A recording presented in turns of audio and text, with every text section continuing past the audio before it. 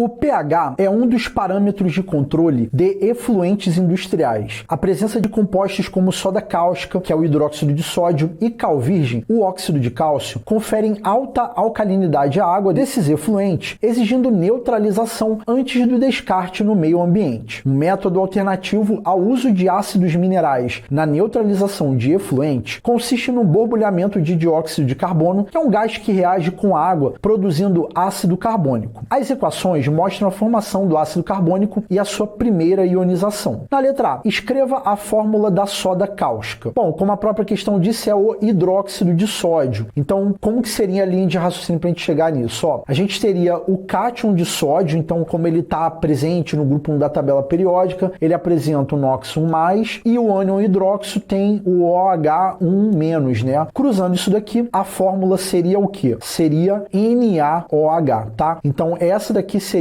a fórmula da soda cáustica, como a própria questão disse, é o hidróxido de sódio, beleza? E aí, a segunda pergunta é, por que a cal virgem em contato com a água produz um efluente alcalino? Então, o óxido de cálcio, né? Então, a gente teria aqui, ó, o cálcio, como ele está no grupo 2 da tabela periódica, apresenta NOx 2+ aqui, e o oxigênio 2-, ao cruzar isso daqui, a gente chegaria a Ca2O2, que simplificando dá CaO, né? Então, o que vai rolar? Ó, o óxido de cálcio, quando a gente coloca em água, a gente vai ter uma reação química, tá? O óxido de cálcio, ele é um óxido famoso e ele é classificado como um óxido básico, justamente pelo fato de que um óxido básico, quando nós temos ele em contato com água, a gente vai ter uma reação química onde a gente vai produzir uma base, nesse caso o hidróxido de cálcio, tá? E aí, por que a cal virgem em contato com a água produz o efluente alcalino? Justamente pelo fato de que a cal virgem, né, representada pelo óxido de cálcio, vem ser um óxido básico. Então, ao entrar em contato com água, a gente vai produzir uma base. E aí, naturalmente, como nós temos a presença de uma base e o meio é aquoso, a gente vai ter a liberação de OH-, que vai tornar o efluente alcalino, beleza? Então, basicamente, essa seria aí a linha de raciocínio para você construir a sua resposta.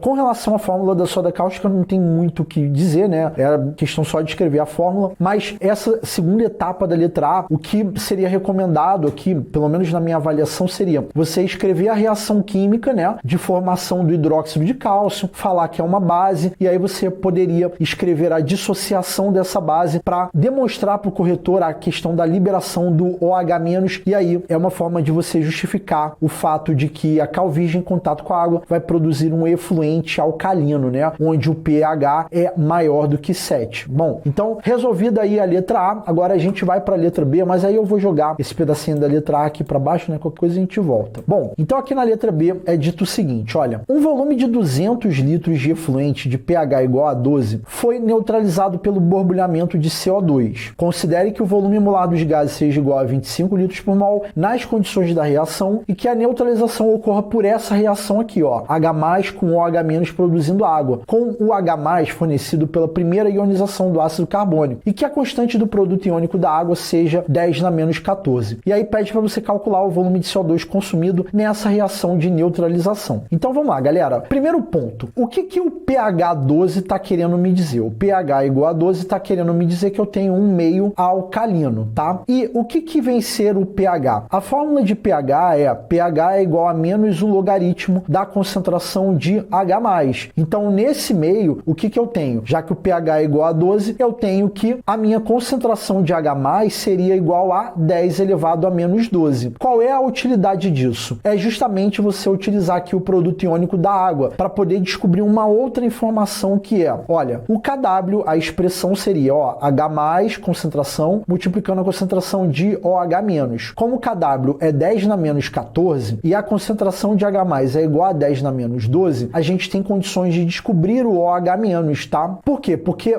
a questão até então tá me dando o OH- para que eu descubra o H+ e relacione lá com o ácido carbônico, beleza? Aliás, relacionar com o ácido carbônico não, relacionar com o gás carbônico, que em água vai produzir o ácido carbônico e aí vai acontecer essa segunda etapa aqui de liberação do H+. Pois bem, fazendo esse cálculo aqui de OH-, né, passando 10⁻12 aqui para baixo, a gente chegaria que OH- é igual a 10⁻2, isso daqui entre colchetes significa mol por litro, tá? Só que, talvez, deixa eu jogar jogar mais essa letra A aqui para baixo, que eu vou precisar de mais espaço. E aí, como eu estava falando para vocês, né, a ideia é que você entenda que isso que eu fiz aqui é uma linha de raciocínio, né? Uma outra linha de raciocínio para poder chegar nessa informação, que essa informação é importante, tá? Então, ó, o que está marcado em azul é importantíssimo, então isso daqui é uma linha de raciocínio. Mas eu poderia seguir uma outra linha de raciocínio que é, já que o KW é 10 na menos 14, isso significa que pH mais POH é igual a 14. Logo, se o pH é igual a 12, o POH vai ser quanto? Então, o POH só poderia ser igual a 2, tá? E aí, com base nisso, a gente sabe que POH é igual a menos o logaritmo da concentração de OH-. Então, se o POH é igual a 2, a minha concentração de OH- é igual a 10 na menos 2 mol por litro, beleza? Então, essa informação aqui é importante que a gente chegue, beleza? Então, vamos lá, ó. O que eu vou fazer agora aqui para poder resolver essa questão? A gente sabe que eu tenho 10 na menos 2 mol a cada 1 litro, né? E esse 10 na menos 2 mol de quê? Mol de OH-, beleza? Então, a cada 1 litro desse efluente, né? A questão tá falando de efluente, a questão tá falando de efluente. Então, eu tenho 10 na menos 2 mol de OH- a cada 1 litro de efluente. Só que a questão tá falando que a gente tem 200 litros do efluente. Então, eu vou fazer o seguinte, ó, vou colocar aqui, ó, 200 litros aqui, visando descobrir qual seria a minha quantidade de mols de OH-. E mais uma vez, vou jogar a letra A aqui para baixo. E aí, galera, efetuando esse cálculo de X, o que a gente chegaria? Ó, litros com litros a gente corta, então a gente chegaria que X é igual a 200 vezes 10 na menos 2 mol de OH-, que é igual a 2 mol de OH-. Então, a minha quantidade total de OH- em número de mols lá nos 200 litros é justamente 2 mol, tá? Então, eu tenho 2 mol de OH- lá naquele efluente. E a questão disse o seguinte, que, ó, é para você considerar, ó, a neutralização ocorra por essa reação aqui. H+ com OH- produz água, né? Então, a gente tem que 1 mol de H+ reage com 1 mol de OH-. Se nos 200 litros eu tenho 2 mols de OH-, então eu preciso de quantos mols de H+? Então, tá muito fácil isso aqui, né? A gente precisaria de 2 mols de H+ para poder reagir completamente com esses 2 mol que a gente calculou aqui anteriormente. Então, é isso daqui que eu preciso, tá? E aí, a questão, ela me deu aqui essas equações aqui, que eu posso, inclusive, pensar em escrever a reação global, né? Já tá tudo balanceado, então, ó, posso cancelar aqui. Então, o que eu tenho no final de tudo? Eu tenho que 1 mol de CO2 vai reagir com a água para produzir o ácido carbônico. O ácido carbônico sofre ionização, liberando um H+.